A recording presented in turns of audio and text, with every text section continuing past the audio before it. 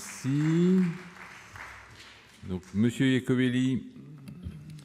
Oui, Monsieur le Président, cette foncière solidaire a vocation à alléger le coût du foncier et à apporter un soutien aux collectivités locales. L'État peut céder des terrains relevant de son domaine privé à la foncière solidaire s'ils sont destinés à la réalisation de programmes dont la majorité est constituée de logements sociaux. L'amendement du Gouvernement supprime cette obligation de production de 50% de logements sociaux. C'est revenir complètement sur l'esprit initial de la création de ces structures. Donc, dans le même position que la rapporteure, pas pour les mêmes raisons, nous voterons contre cet amendement. Merci. Madame Marie-Noëlle Lienemann. Madame Estrosi Sassone a raison de dire que le Sénat n'a jamais été vraiment favorable à cette foncière. À titre personnel, moi, j'y ai été favorable. Et pourquoi? Pour justement la raison que vous décrivez, chers collègues. C'est que moi, je pense que ces histoires de décote, de négociation, tant que vous avez de l'autre côté l'État qui dit « j'ai besoin pour construire mon armée d'avoir les recettes des terrains », et de l'autre côté, on lui dit « décote », du coup, il freine des cas de fer et on est bloqué.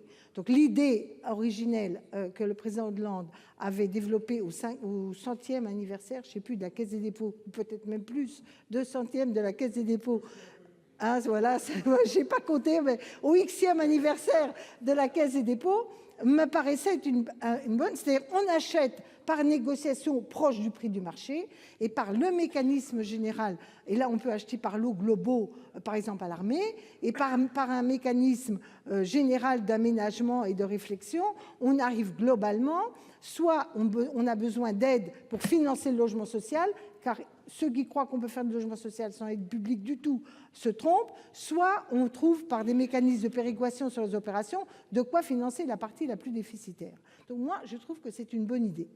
Simplement, Monsieur le Ministre, effectivement, elle n'a été créée qu'en février 2017. Il peut paraître quand même pas étonnant qu'elle n'ait pas encore donné toute sa puissance de feu, d'autant plus qu'entre-temps, il y a eu quand même pas mal de changements gouvernementaux et d'orientation. Donc moi, je reste convaincue que cet outil est utile. Je reste convaincue qu'il doit être ciblé sur la production de logements très majoritairement, parce que c'est le but, mais que là, pour le coup, on est obligé d'être dans un mécanisme d'achat global. L'objectif doit être de faire du logement.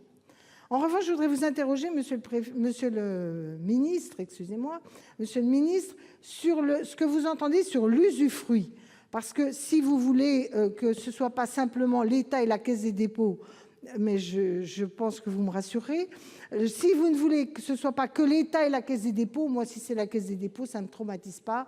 Je pense que c'est un acteur public qui peut être sensible à l'intérêt général. Mais en revanche, comme vous avez parlé de crédits qui pouvaient être disponibles pour de l'usufruit, je voudrais être sûre qu'on ne rentre pas dans des mécanismes qui ne seraient pas conformes à la tradition du modèle du logement social français.